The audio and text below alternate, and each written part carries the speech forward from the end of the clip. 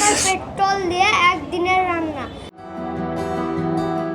Petrol, পানি আর বায়ু দিয়ে উৎপাদন করা হচ্ছে গ্যাস, আর এই গ্যাস দিয়েই মাত্র 1 টাকা খরচে রান্না করা যাবে দিনব্যাপী। অসম্ভব মনে হলেও এমনই অভাবনীয় আবিষ্কার করেছেন দ্বিতীয় শ্রেণীতে পড়ুয়া ক্ষুদে বিজ্ঞানী মোহাম্মদ আবদুল্লাহ।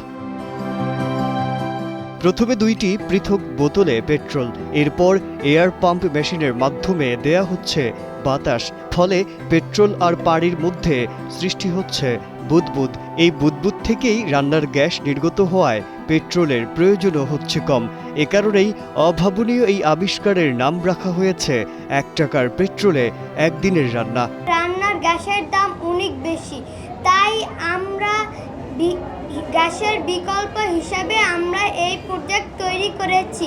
এই প্রজেক্ট ব্যবহার করে মাত্র 1 টাকা খরচ করে পরিবারের জন্য একদিনের রান্না করতে পারি। দেশে বর্তমানে নানা সংকট ও সেখান থেকে উত্তরণের উপায় তাদের প্রজেক্টের মাধ্যমে তুলে ধরেন শিক্ষার্থীরা। প্রজেক্টগুলোর মধ্যে প্রাধান্য দেয়া হয় জলবায়ু পরিবর্তন, শহরের বর্জ্য ব্যবস্থাপনা, বাড়ির নিরাপত্তা ও ভূমিকম্প থেকে বাঁচার জন্য বিশেষ যন্ত্রসহ দুর্ঘটনা প্রতিরোধে নানামুখী প্রকল্পকে। ক্ষুদে শিক্ষার্থীদের এমন আবিষ্কারে উচ্ছ্বসিত শিক্ষক ও অভিভাবকরাও। বেশিরভাগ বাচ্চারা এখানে এক্সপেরিমেন্ট দেখাতে পারছে, আর আমরা দেখে আবার অনেক খুশি। আগামীতে বাচ্চারা হচ্ছে যে আরো কিছু ভালো কিছু শিখবে। এটা খুব ভালো একটি দিক। আমার মনে হয় প্রত্যেকটা শিক্ষা প্রতিষ্ঠানের উচিত এরকম বিজ্ঞান মেলা করা।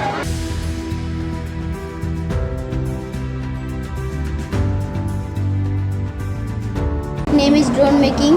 We have been trying to make a remote control drone. এই প্রজেক্টের নাম হলো ভূমিকম্পর সংকেত।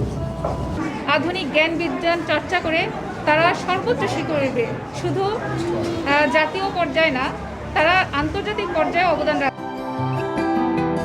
প্রতিষ্ঠান কর্তৃপক্ষ বলছে, শিক্ষার্থীদের মেধা বিকাশের পাশাপাশি বিজ্ঞান মনস্ক করে গড়ে তুলতে নেওয়া হয়েছে এই উদ্যোগ। আমরা আমাদের সন্তানদেরকে গড়তে চাই মাদার টাং বাংলা ভাষা তারা ভালো করে জানবে, ইংরেজি ভাষা জানবে, আরবি ভাষা সহ অন্য আন্তর্জাতিক ভাষাগুলো জানবে, পাশাপাশি বিজ্ঞান, সমাজ, সংস্কৃতি, সাহিত্য এবং বিশ্বায়নের যে তথ্য প্রযুক্তি সেগুলোকে বহন করেই সামনের দিকে এগিয়ে যাবে।